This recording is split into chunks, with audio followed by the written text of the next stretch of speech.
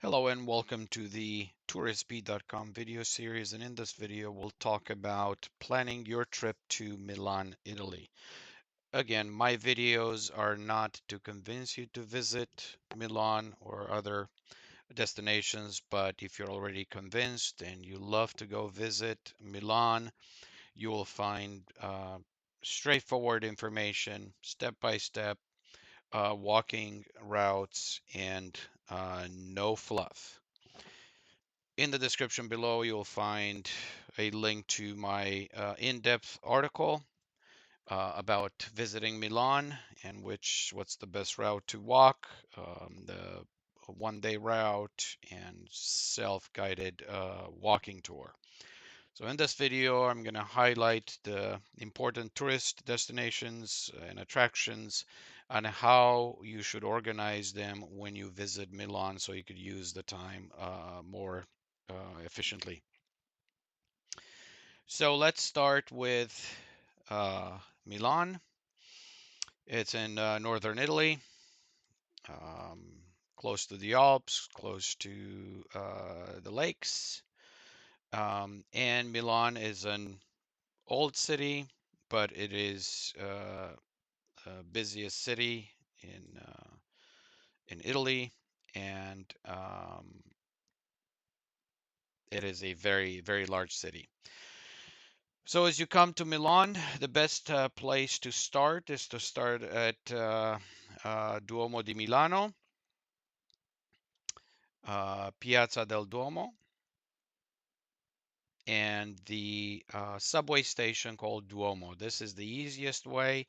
You find easy ways to navigate the subway system. Just get off at Duomo and you'll be right in front of the Duomo, which is an amazing place to start. And take your time to wander around the piazza, visit the Duomo inside. You could buy tickets to climb on the roof of the main piazza. The next thing would be the Galleria Vittorio Emanuele, which is the very old indoor shopping mall with all the luxury brands, and it's just a very ritzy and cool place to visit. And I'm going to highlight before we go a little further. I'm going to highlight my own map as to where the main things are located. As we talked already about the Duomo and the shopping galleries here, you want to focus afterwards to walk on Via Dante, and I will show you on Google Maps, and to head towards Castello Sforzesco, which is the big castle in town, medieval walls, and there's a museum, and also Parco Sempione, which is a great place for like a lunch break and just to cool off a little bit as summers are very hot in Milano, especially.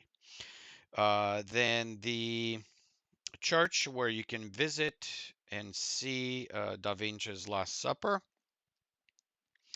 It's located kind of to the west of the Duomo. There is a little bit of walking, so we'll talk about that. And then also the church and University of St. Ambrose, which is also worth visiting. So, in a sense, starting from the Duomo, you kind of do a little bit like an arch, like a U-shaped kind of itinerary.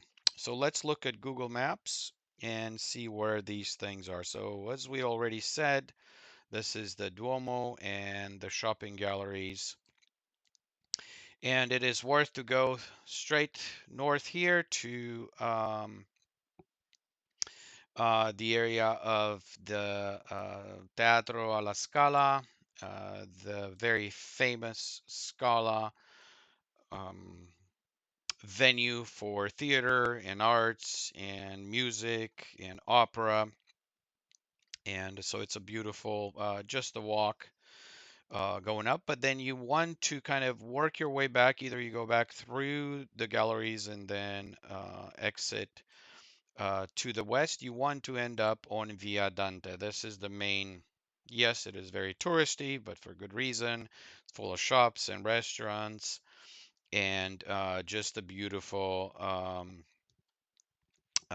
street to walk on, all the way to um the fountain, which is one of the symbols of Milan, um, and Castello Sempione, Castello Sforzesco, with its walls, and then you can walk inside and look at the walls and the towers.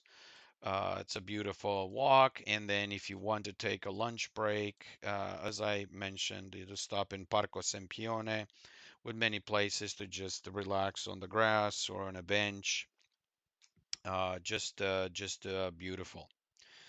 Then later during the day, you want to exit the park and work your way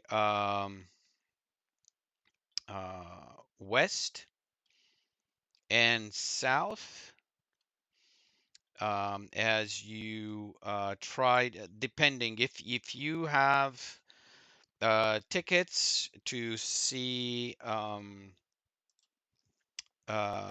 Vinci's Last Supper, then you can head on there, but make sure you're at least 15 minutes before your tour starts so you can find your guide, and be there. But you see, from the park, it's not too far, but it is, 10 15 minute walk, to get to the area where the Da Vinci's church is. As I mentioned, from the park and the castle, you could come down on Carducci, or uh, go on Boccaccio, but you want to end up at the Church of Santa Maria delle Grazie. This is where you find Da Vinci's Last Supper. Um, and this church, you don't need a ticket to visit. You could go inside, but the Last Supper is not here. Is inside the chapel, a separate chapel, where you need a ticket. This is the ticket office right on the corner. And usually you meet your guide somewhere in here. So make sure you're here at least 15 minutes before, to be able to go in the and visit Da Vinci's famous painting. And then from Santa Maria delle Grazie, um, you want to go to the next, let's say, attraction, which is the church and the university, Sant'Ambrogio. So this is the Da Vinci, and then this is where you want to head to next. So you could go on Corso Magenta and then come down through Piazza Sant'Ambrogio, and to come to this large complex where you want to make sure you visit um, the Saint Ambrogio church, which is very old and very interesting to visit, especially if you like religious sites and history. So going back, zooming back out, right, we see Saint Ambrogio, Santa Maria delle Grazie with Da Vinci, Parco Sempione with the castle, the water fountain, and then this is um, Via Dante, which leads you back to the Duomo area. Zooming in a little bit on the Duomo area again, there is shopping, as I said in here, high scale shopping, but all of this is shopping and restaurants, and especially this narrow street right here. It's really cool to walk through, and then there's several little um, very small and very narrow streets that take you to other restaurants and stores, kind of like a mall. So it's beautiful to walk around, and also to the south of the Duomo. And this concludes my walking tour, if you want, of Milano. And again, in the description, you find my article with a lot more details um, and other practical tips for visiting Milano for a day.